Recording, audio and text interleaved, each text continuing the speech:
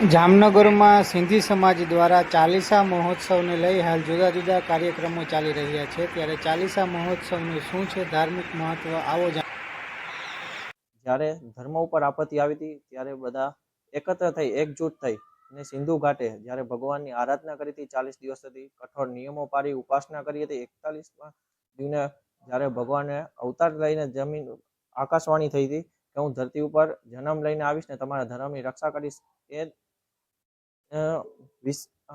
એ ઘટનાથી આજ દિન સુધી સમગ્ર ભારત વર્ષમાં અત્યારના હિન્દુસ્તાનથી લઈને પાકિસ્તાનમાં પણ પવિત્ર ઈષ્ટદેવ ભગવાન ઝૂલેલાલજીના ચાલીસા મહોત્સવની ઉજવણી કરવામાં આવે છે, જેમાં 16 જુલાઈ એટલે કર્ક સંક્રાંતિના દિવસથી આ પાવનકારી દિવસોની શરૂઆત થાય છે.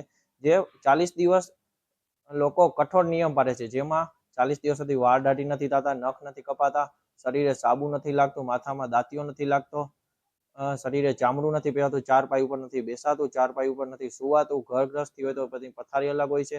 તેમ બ્રહ્મચારિતાનું કઠોરપણે પાલન ચુસ્તરે કરી એકટાણાને વ્રત કરવામાં આવે છે. આ રીતે અનુષ્ઠાનમાં બંધાઈને સમગ્ર સિંધી સમાજ ઈષ્ટદેવની આરાધના અને પૂજા અર્ચના કરે છે, જેના બહુ આ અમારા સમાજમાં એની બહુ મોટી મહાનતા છે. દર વર્ષે આ ચાલીસાનું ઉજવણી કરવામાં આવતી હોય છે. 16 જુલાઈથી 24 ઓગસ્ટ સુધી 40 દિવસ ઉજવણી કરી 41મા દિવસે સરઘસ કાઢવામાં આવે છે, જેમાં ભરાણા સાહેબ બનાવી તેમજ મટકીની જે માનતા છે, મટકીની જે પૂજા થઈ છે, મટકીને દરિયા પરવાન કરવામાં આવે છે.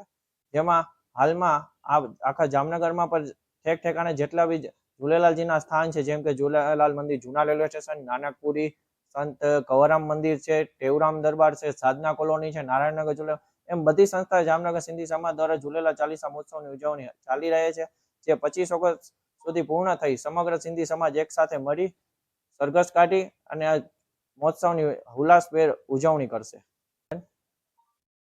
આ ચાલીસા નિમિત્તે સંત કંવરરામ મંદિર જામનગર દ્વારા ઘર ઘર ઝૂલેલાલ હર ઘર ઝૂલેલાલના એક નેમ સાથે, એક ઉદ્દેશ સાથે દરરોજ જુદા જુદા ઘરે જુદા જુદા ભક્તોના ઘરે આ ચાલીસા સાહેબનો ભજન સત્સંગ કરવામાં આવે છે, જેમાં ઝૂલેલાલ સાહેબના અષ્ટક, તેમના આખો સાહેબ, તેના પલ્લો, તેના પંજડા, જેમ સિંધી ભજનો હોય છે. સાથે તેમાં ઝૂલેલાલ સાહેબની ભેરાણા સાહેબની જ્યોત પ્રગટાવવામાં આવે છે, જેનું વિશેષ પૂજન છે. સિંધી સમાજમાં જે બાબતનું વિશેષ પૂજન કરવામાં આવે છે કે કોઈ ધાર્મિક, કોઈ માંગલિક કે અવસર હોય છે, પ્રથમ દેવ પૂજન તરીકે ભેરાણા સાહેબનું પૂજન કરવામાં આવે છે. આ તે બાદ અંતિમમાં સિંધી પરંપરા સિંધી રમત છે જ રમવામાં આવે છે. આ મુજબ સૌ ભાઈઓ બહેનો મળી અને આ ચાલીસા સાહેબની ઉજવણી કરતા હોય છે.